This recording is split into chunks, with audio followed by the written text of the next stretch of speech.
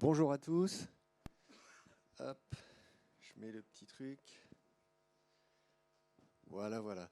Donc, j'ai le plaisir d'être là devant vous aujourd'hui pour vous faire une petite démo. C'est pour ça que je présente avec mon PC, c'est parce que la démo, je la fais depuis mon PC et pas depuis un autre. Et du coup, j'ai le plaisir de pouvoir finir, enfin quasiment finir, parce qu'il y aura quelques mots après moi quand même, je pense, finir la petite série d'ateliers par une petite démo d'attaque. Et je peux même présenter mon PowerPoint à moi tout seul. Alors, une petite introduction très rapidement sur Soteria Lab. Soteria Lab, c'est un pure player des services cybersécurité dans le Grand Est. On essaye d'être le plus intégré possible à l'écosystème, d'où un peu notre présence aussi ici. Et merci Jean-Charles pour, et puis tous ses collègues pour l'invitation. Et donc, on fait essentiellement du service en cybersécurité. Essentiellement sur le Grand Est, pas que, mais principalement dans le Grand Est. Notre offre de service, on a 5 grandes thématiques, je passe très très rapidement. On a développé fin 2023 et puis on est en train de la mettre en œuvre.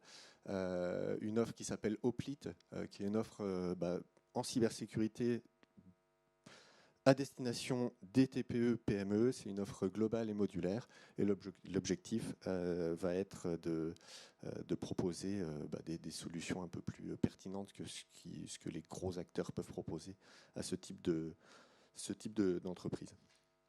On a développé également un Cyber Range qui est un outil d'entraînement au combat cyber.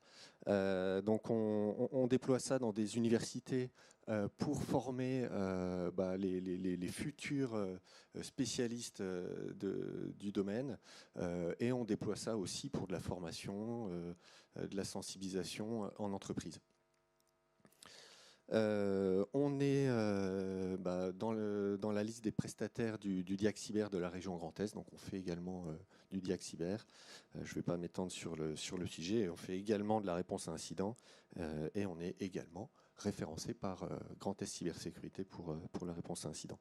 Et puis dernière thématique, la formation, donc des formations techniques, ethical hacking, des formations un peu spécifiques Linux pour certains clients bien précis, et beaucoup de sensibilisation, quelques conférences, etc. Avant de passer à la démo, un tout petit peu de pseudo-théorie. Qu'est-ce qu'une cyberattaque ?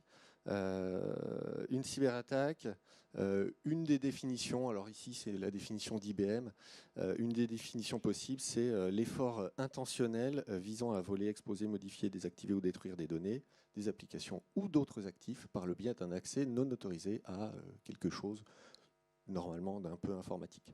Voilà. Et dans le domaine, on aime bien un petit peu schématiser des choses, un peu avoir une approche un peu scientifique, un peu normée. Et donc, il y a quelque chose qui s'appelle la cyber kill chain, qui est en gros un modèle conceptuel qui va être utilisé pour décrire les différentes étapes d'une cyberattaque. Alors, qu'est-ce que c'est que cette cyber kill chain ? C'est une liste d'étapes qu'on va voir dans la plupart des cyberattaques. Peu importe le type de cyberattaque, on va avoir différentes étapes qui sont un peu toujours les mêmes.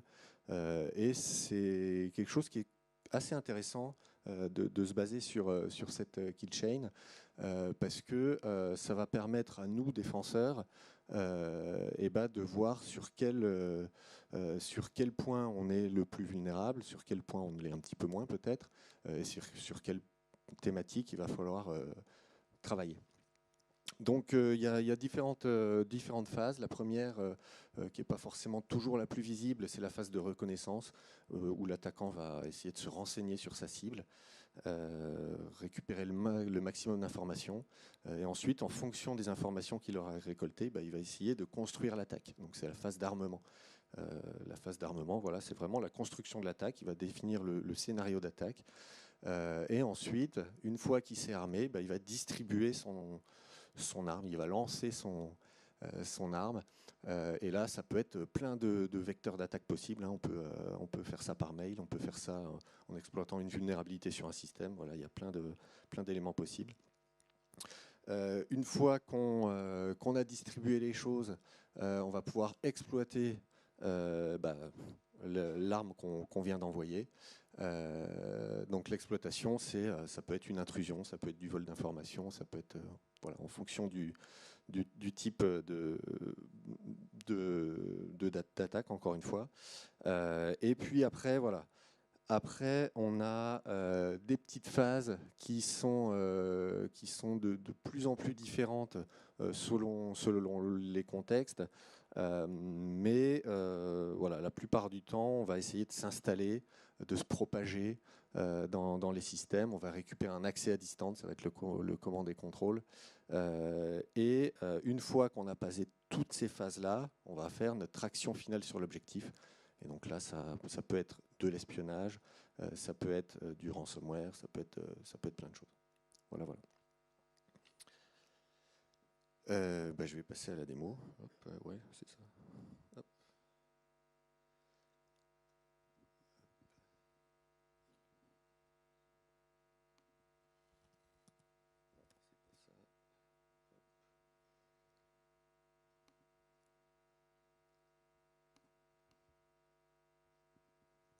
Voilà, alors j'ai deux PC sur ma machine, deux machines virtuelles, deux PC virtuels, virtualisés. L'idée, c'est de faire ça dans un environnement un petit peu contrôlé. Alors, il n'y a rien d'extraordinaire ou de particulièrement dangereux parce que tout est fait pour être contrôlé. L'idée, c'est de vous montrer rapidement qu'est-ce qu'on peut faire de manière simple à partir d'une machine attaquante sur une machine sous Windows. Donc ici, vous avez une machine sous Windows. Sur le bureau, on a un petit document texte.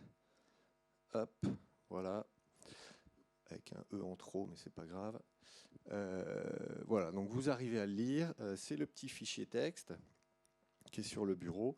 Et à partir de cette machine-là, je vais accéder à un site internet qui me permet de télécharger des films. Alors c'est peut-être quelque chose qui est un peu moins à la mode qu'il y a quelques années, mais ça existe encore. Ici, on est parti sur le téléchargement de films, mais c'est quelque chose qui peut marcher pour plein de choses. Ça peut marcher pour le téléchargement de mise à jour de logiciels sur une source non sûre.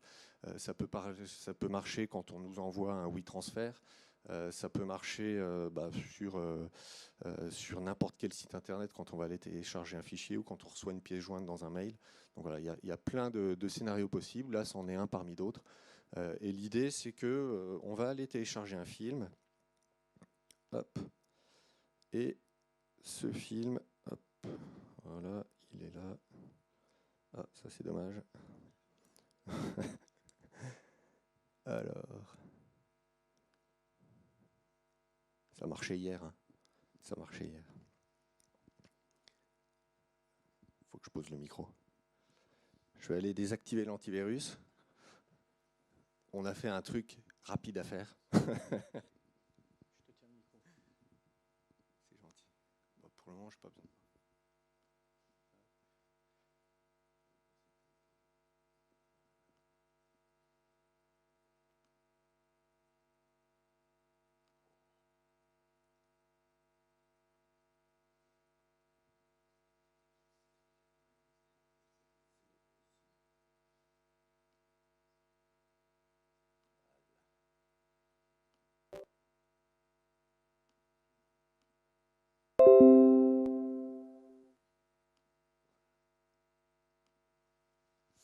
Alors l'idée ici, c'est pas de montrer le fonctionnement de l'antivirus. Donc c'est pour ça qu'on ne s'est pas fatigué à faire un truc qui va y passer tous les antivirus. Ça prend un peu plus de temps à faire et c'est pas l'objet d'aujourd'hui. Donc on va retenter le coup. Voilà. On a notre fichier qui est téléchargé. On va aller dézipper le truc. Hop, c'est ici. Voilà, voilà. Et je ferme mes fenêtres au fur et à mesure. Voilà. Ici, qu'est-ce que j'ai J'ai mon film, j'ai un player vidéo que je vais aller ouvrir, bien entendu.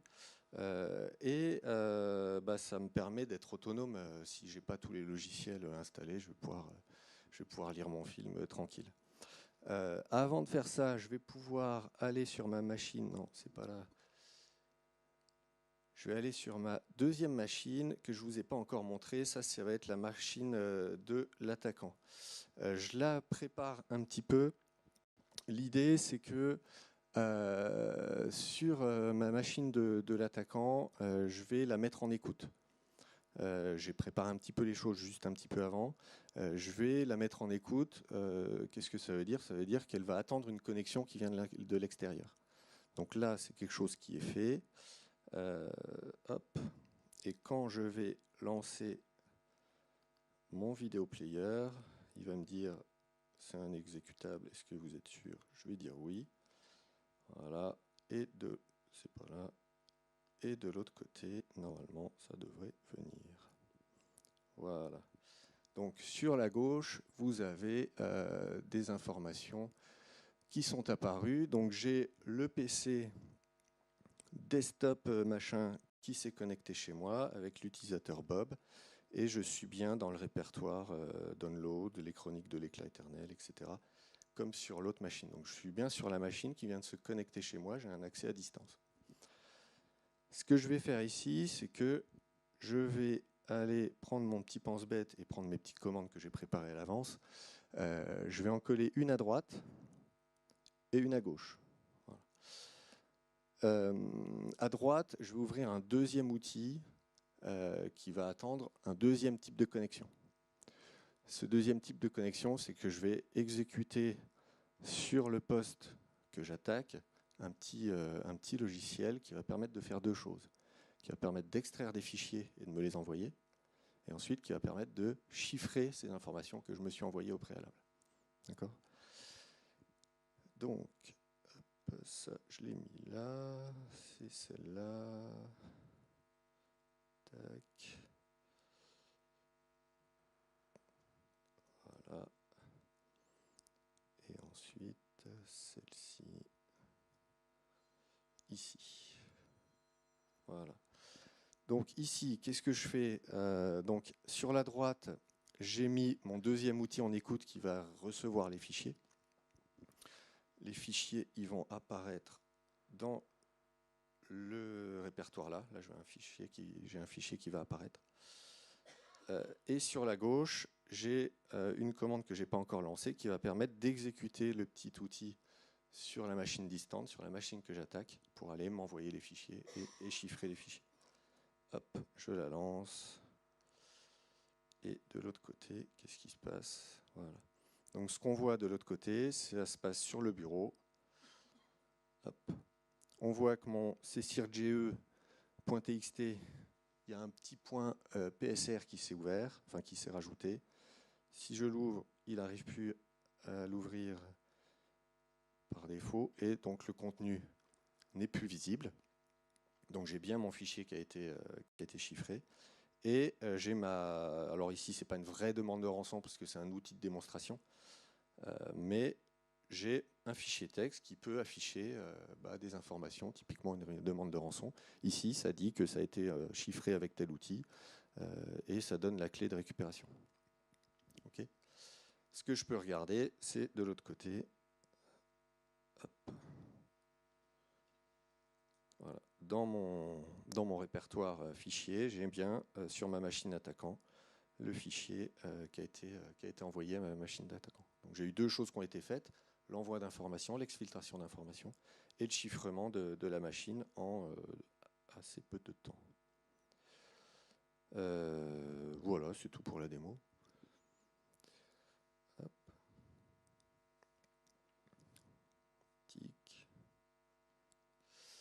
Voilà, donc ici l'idée c'était de montrer assez rapidement et de manière simple qu'avec, donc on n'a pas forcément fait un truc super compliqué qui passe sous les radars, parce que ça demande un peu de temps et ça doit s'adapter en fonction de l'antivirus qu'on va avoir sur la machine. Mais l'idée c'était de vous montrer qu'il y a des outils qui existent, qui sont simples, c'est quelques lignes de commande, pas beaucoup. Et on peut faire des choses potentiellement déjà très dangereuses pour un poste de travail ici, mais ça peut être aussi pour tout un réseau. Comment on se protège contre ça? Alors je ne vais pas aller dans le détail super technique. La première chose, c'est qu'il faut mettre en place, on a parlé de Cyber Kill Chain tout à l'heure, Il faut mettre en place une défense en profondeur.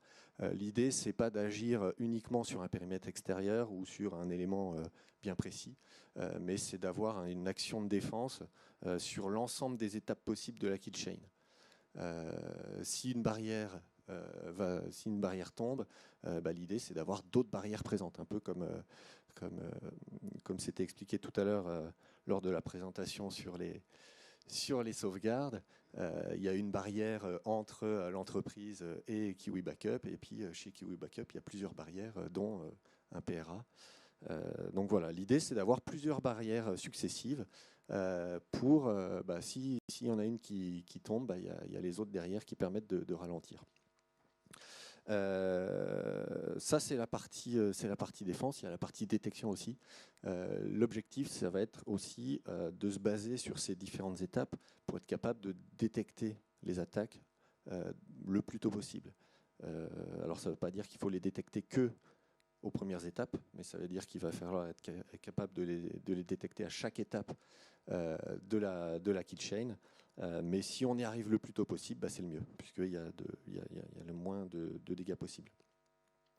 Et puis dernière chose, c'est que la sécurité, faut pas se baser que sur l'humain ou que sur la technologie ou que sur les process. C'est vraiment une combinaison des trois. C'est vraiment important d'avoir les trois. Si on se focalise que sur l'un, en général, ça se passe pas très bien. Donc il faut vraiment combiner l'humain, par exemple, qui est un élément qui va être vraiment essentiel. Ça peut être un maillon faible, mais ça peut être aussi un maillon extrêmement fort pour la sécurité d'une entreprise. Les process, on en a parlé tout à l'heure, David en a parlé tout à l'heure en parlant d'analyse de risque et à quoi ça sert derrière.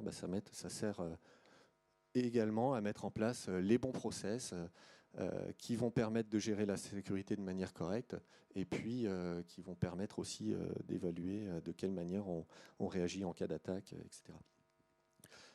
Et puis tout ça, ça se base également sur de la technologie. Donc il ne faut pas forcément que partir sur de la technologie, mais la technologie, c'est un des éléments indispensables. Mais comme je l'ai mis, voilà, faut le mettre de la bonne manière, il faut l'utiliser correctement. Et ça, ça se fait en combinaison avec l'ensemble des process et de l'humain. Voilà. Est-ce qu'il y a des questions? Je ne sais pas combien de temps j'ai tenu. On peut prendre 5 minutes de questions. Parfait.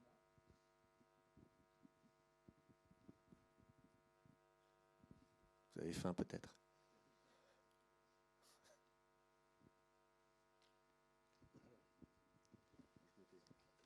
Alors moi je vais... Ah, une question de Pascal. Attention là, c'est difficile. Merci pour la démonstration. Je suis en conflit ouvert avec mon voisin. Est-ce que tu pourras nous donner les... Non, en gros, on a vu que c'était relativement... Je plaisante, évidemment. J'ai déjà hacké mon voisin. Il est prof à l'ENA, je sais tout maintenant sur l'ENA. Non, trêve de plaisanterie. Aujourd'hui, on voit que c'est relativement facile de hacker avec quelques outils comme ça. Et alors ma question évidemment dirigée, est-ce qu'il est facile de se procurer ces outils-là, puisqu'on sait évidemment que l'écosystème cybercriminel en fait un usage absolument approfondi. Donc aujourd'hui, avec quelle facilité peut-on avoir accès à ce type d'outils ? Comment est-ce qu'ils sont utilisés? Et surtout, et là peut-être que la gendarmerie pourra rebondir, qu'est-ce qu'on risque? Tiens le micro. Là, hop. Merci. Oui. Donc oui, c'est plutôt facile. Alors on entend beaucoup parler du dark web avec pas mal de choses qui vont être disponibles, mais il n'y a pas que le dark web. Il y a beaucoup d'outils. Ceux que moi j'ai utilisés, ils sont disponibles ailleurs que sur le dark web. La distribution Kali Linux est largement utilisée par énormément de monde et contient plein d'outils super utiles à la fois pour le côté un peu plus gentil, pour la partie audit, hein, comme nous on va faire, ou d'autres dans la salle. Mais ils vont être aussi utilisés par les gens beaucoup plus méchants pour faire leurs méfaits. Il y a beaucoup d'outils libres qui existent, qui sont utilisés, qui sont disponibles librement partout. Il y a des outils payants aussi qui sont pour certains très très performants. Et certains arrivent aussi à les avoir sans forcément beaucoup payer.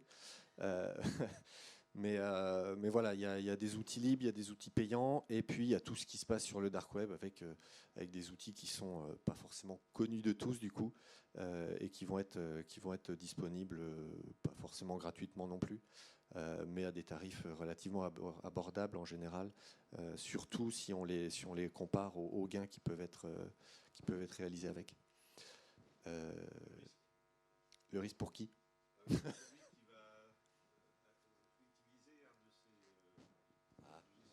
Ok. Bon, je vais laisser les gendarmes répondre. Parce qu'après la loi informatique et liberté de 1978, revue 2004, on a eu la loi Godefroy. Et en fait,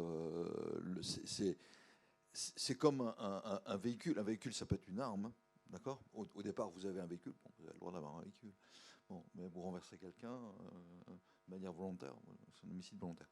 Donc là, c'est la même chose, c'est l'utilisation de l'outil qui va être sanctionné au niveau des articles de la loi Goffin, donc c'est 318 13 et suivant du code pénal.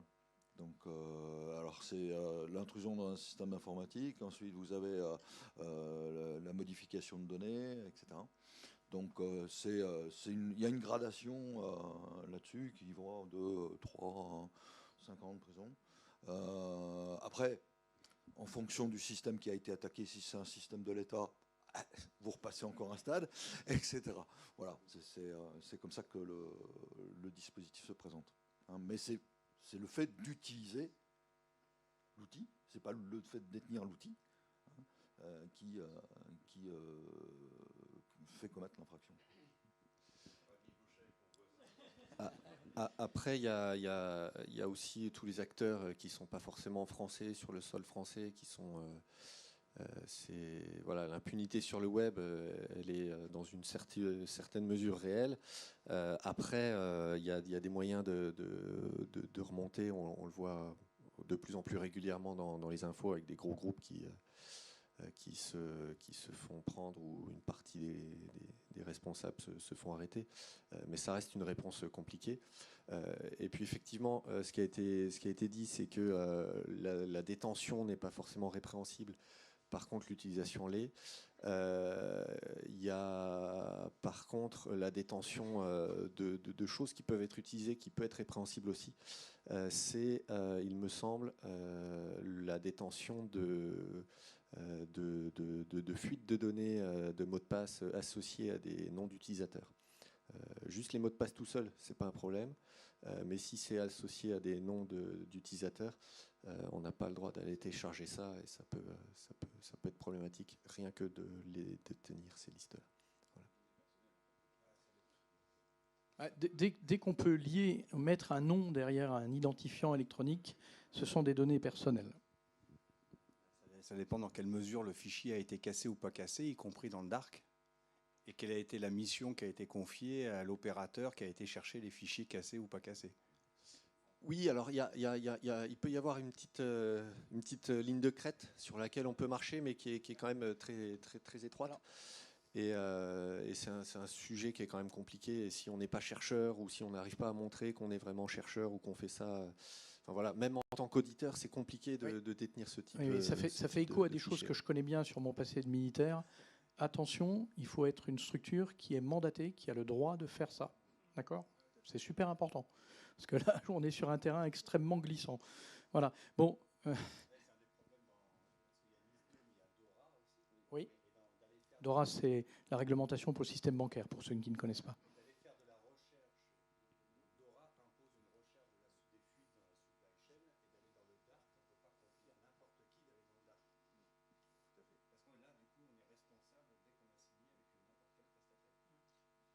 Oui, mais pour moi, il y a une question de déclaration derrière. Il faut être identifié par quelqu'un, par un organisme qui vous autorise à le faire. Donc, bon, voilà. Merci beaucoup. Je crois qu'on peut applaudir Clément.